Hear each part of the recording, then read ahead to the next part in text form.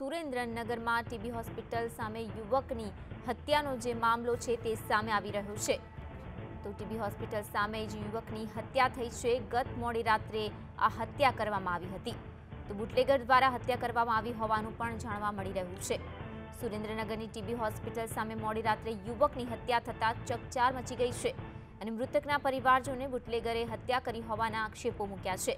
તો મૃતકના પરિવારજનોના જણાવ્યા અનુસાર યુવકે દારૂના અડ્ડા બાબતે આરટીઆઈ કર્યાની માહિતી માંગી હતી।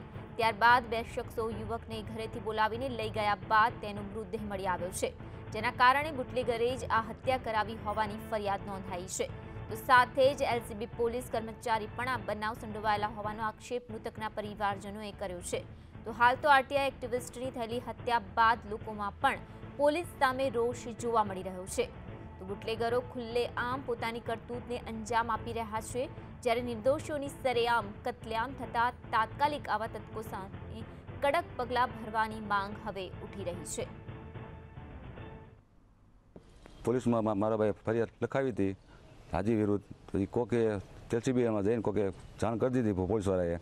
હાજીને મારા ભાઈને રાતે 9 વાગે પછી એને લઈ ગયા। પછી એલસીબી ઓફિસે ગયો તો મારો ભાઈ શૈલેષ, અહીંયાથી ભરતી ફેરે મારા ભાઈને તકસીર હથિયારથી હત્યા કરી નાખી। તો વધુ માહિતી માટે જોડાઈ ગયા છે મારા સંવાદદાતા જિગ્નેશ। જિગ્નેશ, જે પ્રમાણેની આ હત્યા થઈ છે, ટીબી હોસ્પિટલ સામે યુવકની હત્યા થઈ છે, બુટલેગર દ્વારા હત્યા થઈ હોવાનું પણ જાણવા મળી રહ્યું છે। શું હકીકત છે આખી ઘટનામાં?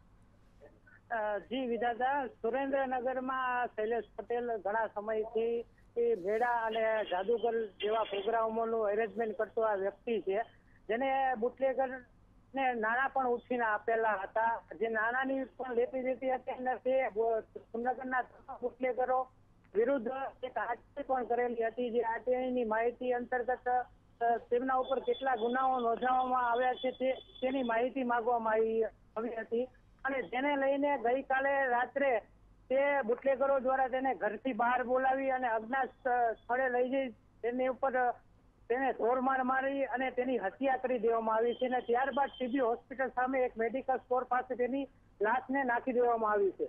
જી વિધાતા। જી જિગ્નેશ, સાથે સાથે પોલીસ પર સામે પણ હવે સવાલો ઉઠી રહ્યા છે, જે પ્રકારની માંગ ઉઠી રહી છે તેને લઈને શું વિગતો છે?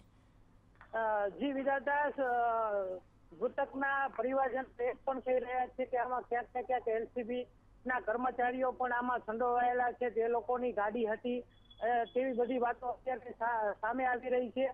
ત્યારે પોલીસ હાલ તો લૂંટનો ગુનો નોંધી અને હત્યાનો ગુનો નોંધીને તપાસ હાથ ધરી છે। જી વિધાતા। જી જિગ્નેશ, આભાર માહિતી બદલ।